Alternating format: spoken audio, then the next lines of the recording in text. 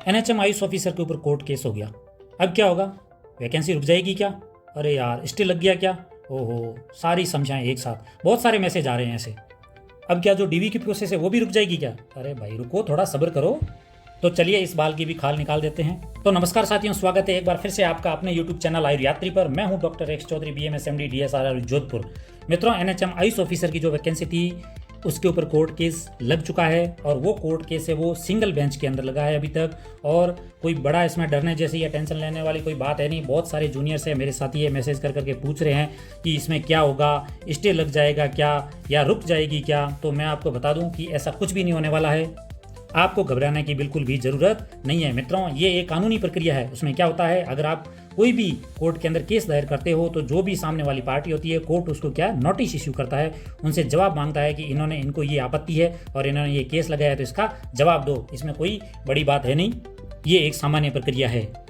तो मित्रों, मैं आपको बता दूं, होम्योपैथी यूनानी में भी मेरे बहुत सारे मित्र जानकार हैं। तो जहाँ तक मेरे को अभी तक पता लगा है, जो केस का आधार है वो रखा गया है कि क्वेश्चन है वो डिलीट किए गए हैं और जो पेपर का लेवल है वो किसी का कठिन है, किसी का सरल है। तो सबसे पहले हम बात करते हैं, मैंने भी जो हमारे एक अच्छे एडवोकेट है जोधपुर हाई कोर्ट के अंदर, जिन्होंने रीट के जो कैंडिडेट्स हैं उनका भी केस लड़ा है, जब उनसे बात की तो उन्होंने सीधा यही कहा कि पेपर कठिन है या सरल है, इसके बेस के ऊपर केस का कोई ज़्यादा आधार नहीं बनता है। क्योंकि इसका मतलब ये होता है कि आरएसएसबी के पास भी पेपर बनाने की एक्सपर्ट जो कमेटी होती है वो होती है। जब वो पेपर बना रही है, वापस सॉल्यूशन कर रही है, रिजल्ट आ रहा है, तो उनके पास भी तो अच्छे अच्छे एक्सपर्ट है, तो वो भी तो सलाह दे सकते हैं कौन सा कठिन है क्या सरल है। कैंडिडेट थोड़ी बताएगा। और दूसरा बात की आधार क्या है, उसमें क्या आधार है कि ये क्वेश्चन सिंपल है और या ये क्वेश्चन है वो हार्ड है, ऐसा कोई आधार नहीं है। जो एक्सपर्ट कमेटी मानती है वही फैसला अंतिम होता है। उसके बाद एग्जाम हो चुका है एनएचएम का, अभी डीवी की प्रोसीजर है वो स्क्रूटनी फॉर्म के बाद शुरू हो जाएगी। तो अभी जो केस हो रहा है, तो अभी इस केस को करना ज़्यादा कोई औचित्य वाली बात नहीं है।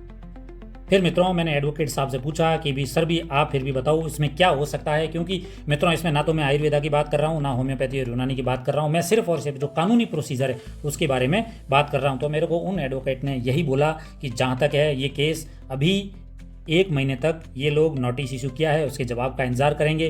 फिर जून में है वो कोर्ट की छुट्टियां पड़ जाएगी। उसके बाद ये प्रोसीजर, कानून की प्रोसीजर है, चलती रहेगी। साइड में क्या वैकेंसी की है वो प्रोसीजर चलती रहेगी। इसमें जो ज्वाइनिंग है ना तो वो रुकेगी, ना तो डीवी है वो रुकेगी। प्रोसीजर कुछ भी नहीं रुकेगी, आपको इसमें चिंता करने की कोई ज़रूरत नहीं है।